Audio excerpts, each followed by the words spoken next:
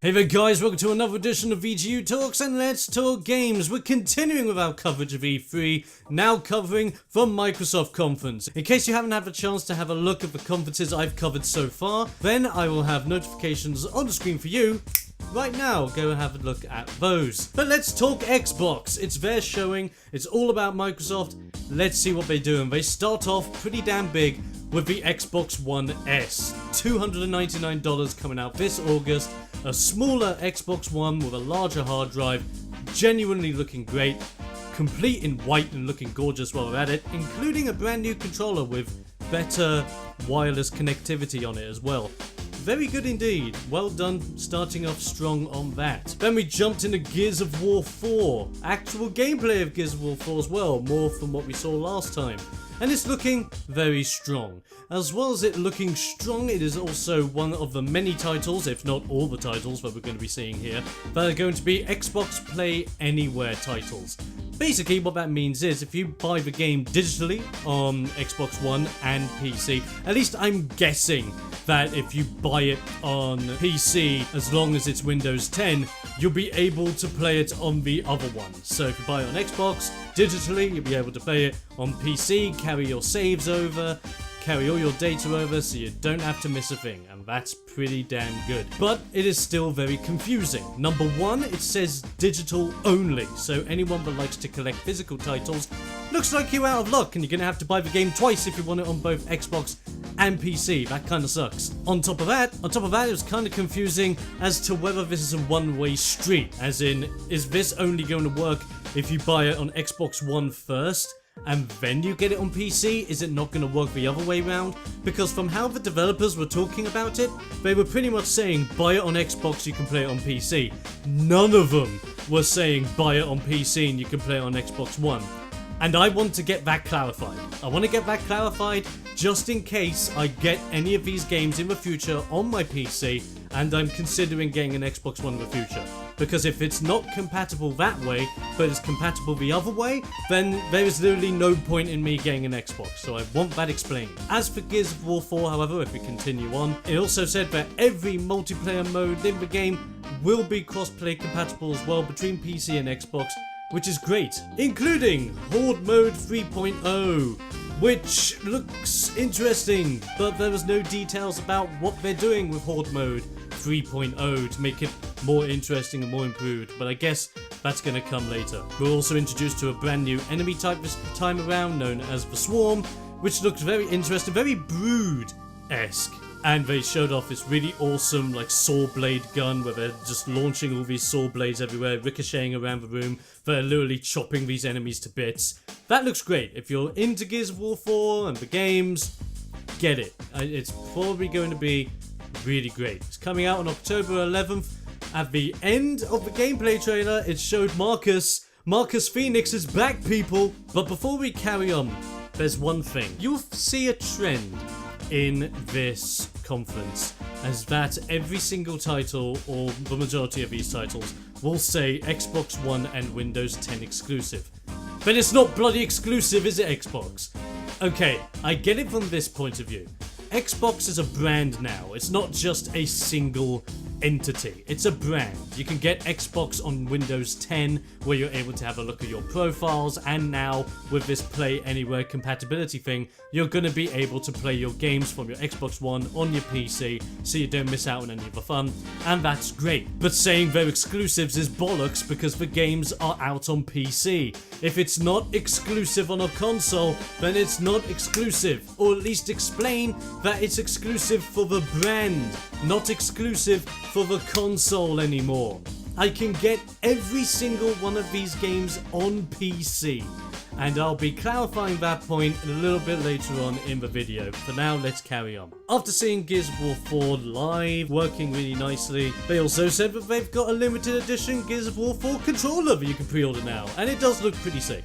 Then the guys at Killer Instinct came on and showed off a brand new crossover character being General Ram from Gears of War. Yay, another crossover character. I'm not being sarcastic there, I'm generally meaning it. I love what they've done with Rash, love what they've done with the Arbiter. If they do well with General Ram, then all to them. All the best to them. Killer Instinct is still great. Pick it up. It's everywhere. just go nuts. I love it. Then we saw Forza Horizon 3. I guess it looks great. I don't know. I was never really into the Forza games. I'm not much of a racing guy anyway. But they did have a gameplay premiere, and the game does look pretty, as it is now based in Australia, and you have all the different vehicle types now, such as monster trucks, buggies, and all that jazz, including all the updated, really fancy sport cars that you are going to want to play with. And the game comes out on September 27th, very soon. I was not expecting that one, but there you go. Forza Horizon 3. Then we saw a game I'm generally interested in, which is Recall, and this trailer showcased gameplay featuring all the characters, being Jewel, the leader, and showing off some of the action, combat, platforming that has to be played in the game, which looks really cool as well. It's kind of feeling like Jak and Daxter, which is great, because I personally love those titles. So seeing gameplay like that, back with a different game behind it, different aesthetics, different characters to drive it, hope it all goes well. Then we were introduced to some of the robot dudes, and I say some, not all, because there was a sneaky thing they showed at the end of this trailer. So you have Mac, who's the robo-dog, which just seems like man's best friend and he's adorable. I want the collector's edition to have a mini version of Mac. I want that. You have Seth, who's a spider bot who helps you out with getting around areas, latches onto walls, and then you're able to grapple onto him and hang off, and maybe use him to swing off of locations to other places. Very interesting use for a platforming tool, that is. Then you have Duncan, big bad powerhouse dude who likes to smash things. Literally, whenever I see him, I just look at him and think, Hulk smash! Which is fine. You need a guy who's gonna deal tons of damage against enemies. All of these guys can fight enemies, by the way, in their own unique way. But Duncan seems specific to be the go-to guy to smash the living daylights out of things. I would also note that it's very unclear as to the trailer as to whether you switch between these characters on the fly, or you can only summon or switch to these characters depending on the scrap that's nearby you, so that you can get out the right ally for the right situation. It's very unclear right now, I kind of need that explained. And as I said, those were only some of the characters, not all of them, because there were two robots at the end of the trailer that were not shown and not named. There was a floating one with hands that could possibly be used to traverse long jumps or to pick you up and take you places for a short distance before struggling with your weight, possibly. And there seems to be a little mini tank bot on tank treads. And this guy could potentially make bridges or platforms or maybe even portable cover, since that would actually work for this game. It's leaving more to be desired, but it has teased the game very well. Recall coming out September 13th of this year. Then we jumped over to Final Fantasy 15, a game I'm really looking forward to. Too bad, but when they showed it off, I don't know whether it was because it was live gameplay and the guy playing it was just huddling under the pressure of being in front of a live audience, but the gameplay was bad. It was the battle versus Titan, something that we have been waiting to see for ages, and the fight looked terrible because the guy playing kinda didn't look like he knew how to really play. It kinda looked like that he was there to mostly help translate for the Japanese developer that was there with him. I don't know, they did a really bad job presenting that bit of gameplay for Final Fantasy 15. Still looking forward to it, but a bit of a bad showing on the Xbox show. Then we had a clip from The Division showing off the next DLC that's coming in that we all saw at the Ubisoft conference. Yawn! Let's carry on. Then we see Battlefield 1 with nothing new, as it's the same trailers that we saw again at the EA conference. But the big announcement here is that people that have an Xbox and EA Access get the game earlier on October 13th. Is that an incentive to get an Xbox? I don't think it is. It's a timed exclusive thing. Again, you get it earlier than the other guys. Really? That's it? Yawn. Let's move along. There's improvements to Xbox Live. Really good to see. This was actually really interesting because they're adding in background music, which you can add in while you play. I know guys out there really do enjoy listening to their own music as they're playing video games, so that's great for those people. Language region allocation. I thought this was really cool. So now, if you're in a specific region, or let's say for example you're in the States or you're in the UK, but your native language isn't necessarily English, and it might be French, Spanish, Polish, Danish, you name it, then you can change it to that language and connect to people via your language. much easier. I think that's really cool and a really good incentive. And we're also getting Cortana support for Xbox One. I don't really use Cortana for PC, but maybe you guys use it more than I do. It's only a good thing, right? It's only a good thing. It's great. And then we have 3 things coming to Xbox Live as well. We have clubs, which is basically Xbox One's equivalent to communities on the PS4. About time, but it's great to see. Looking for group, which is a very interesting function on the Xbox, but basically allows you to jump in a game, say, hey, I'm looking for guys to help me out on this one mission, or to join me in Minecraft so we can build some crazy stuff. And you post it up, and people that are either on your friends list or random people you've never met before can jump in, help you out, play along with you, and that's great. That's actually pretty cool. A little bit unsure as to how it works, as to whether you can be in one game, look for group in another game, and then switch over to that game when the group is all put together. I'm not too sure, but I'm sure that will be explained in due time. And last but not least, we have Arena. It's their tournament platform, where you're able to discover, register, and compete in tournaments. Again, it's very unclear as to where they're going with this. Is it going to be any tournaments, going from friendly, casual tournaments between you and your friends, all the way up to potential world qualifying matches in games such as Tekken 7, or FIFA, or Smite, or games such as that line? Unclear at this moment in time. I need more clarity, but again, looking pretty good. And then we had a really big showcase of Minecraft. Wow, was I bored. Wow, this had to be the biggest, most boring moment of the entire show. And I wasn't the only one. I was watching this live on stream with an entire Twitch chat behind me. And the entire Twitch chat on the Xbox live stream of this were all saying the same thing of how boring this entire part of the conference was. Now, I have no disrespect towards Minecraft. If you enjoy it, you enjoy it. That's great. But it dragged. You cannot deny it dragged for a little bit longer than it could.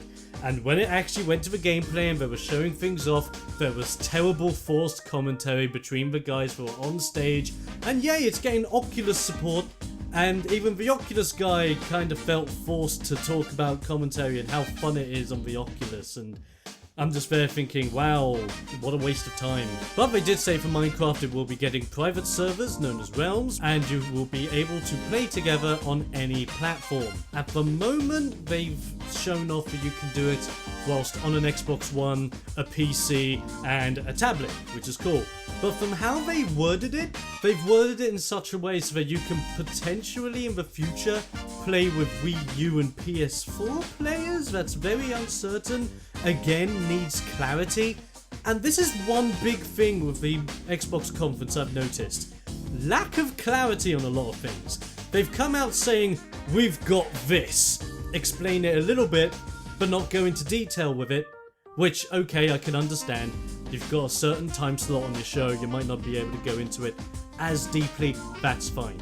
But as much as I was hyped for it, after the hype, I was just left thinking, but what does that mean? What does that do? So, more clarity, please.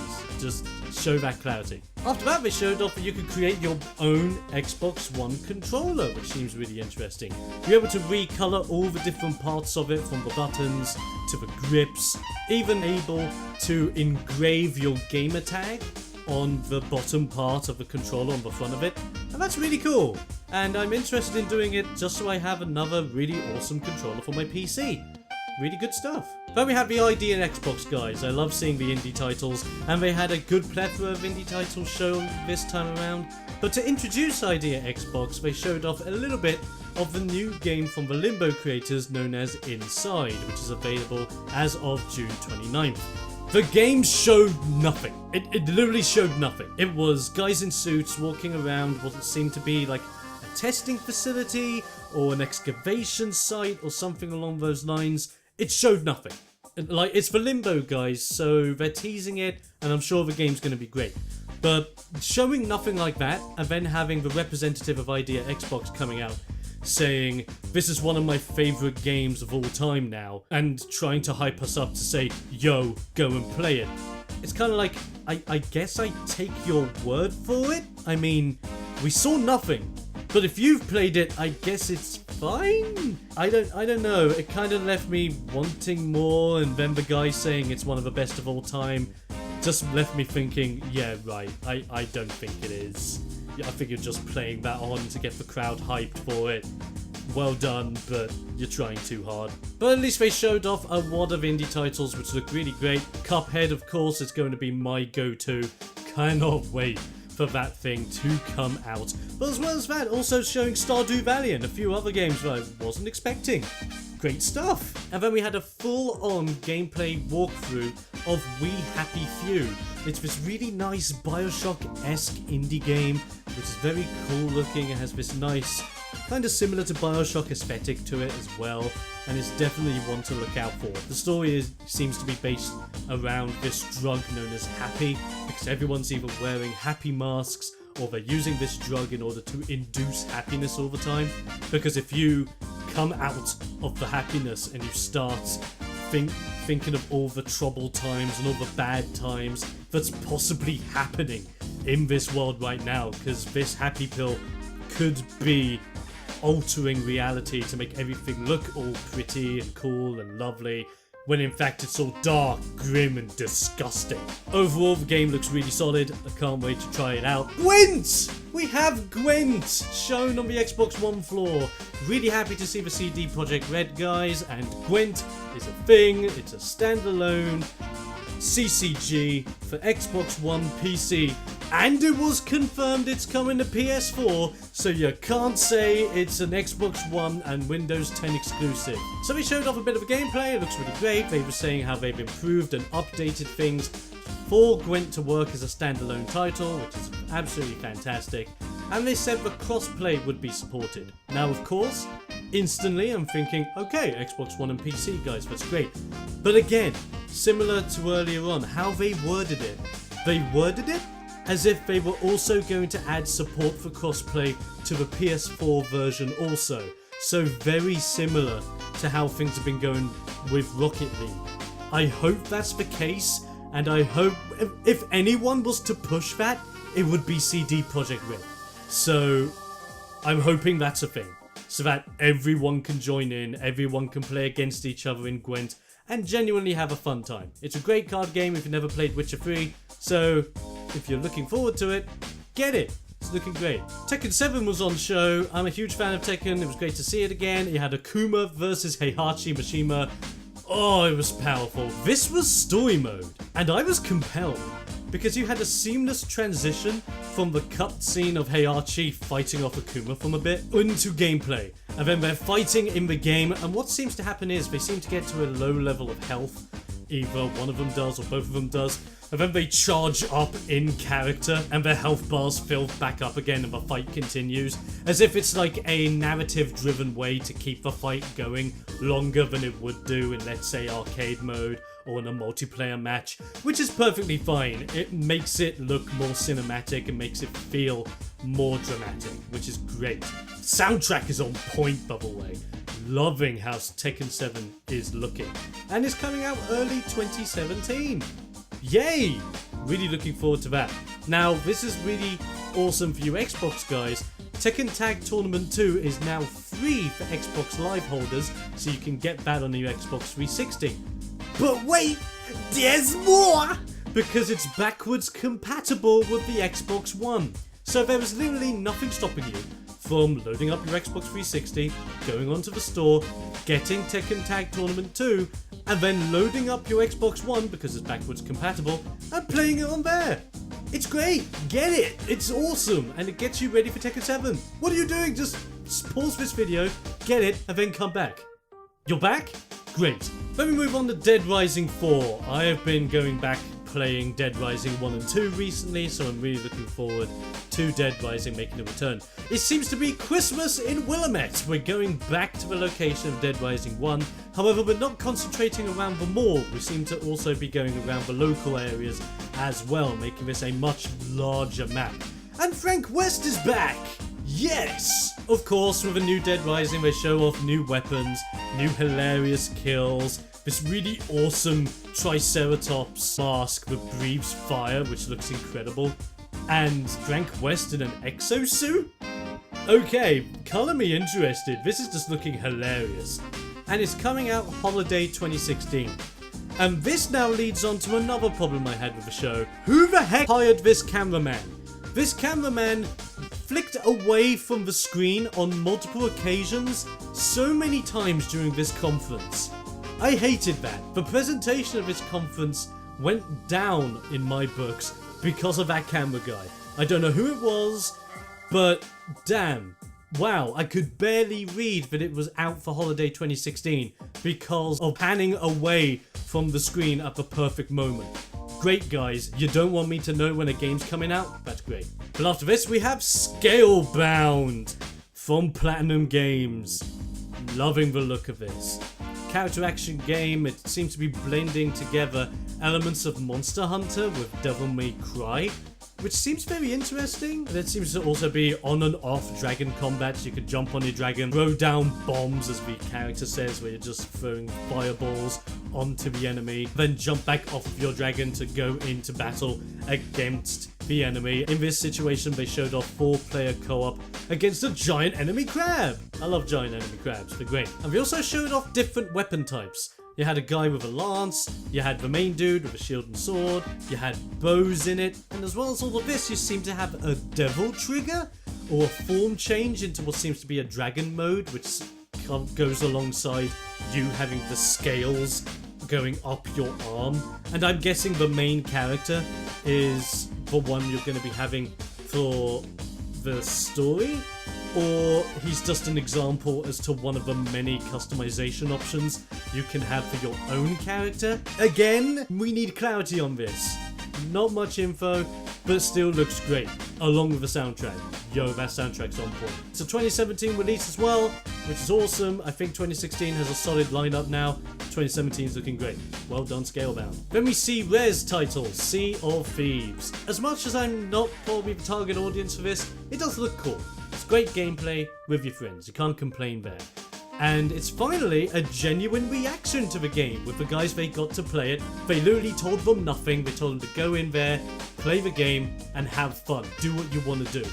And these guys had genuine reactions. It was fun watching them play around, having a laugh with what they were doing, whether it was getting drunk, messing about with the ship, exploring an island, going into full-on ship versus ship battles where you're on the deck, under the deck, trying to fix up the ship when it's under attack, seeing the ship slowly sink into the water. It looks really fun. If it's for you, it's great. It has no release date yet from how they were showing it. And my only concern is, can it last? Because this is another multiplayer title, and we know what Destiny and The Division have been like. So, can it last? State of Decay 2! The game is back! It's great to see it back. I love State of Decay 1. Not much shown off in the trailer, however. It looks to have a great emphasis this time around on surviving with friends with very characterized individuals.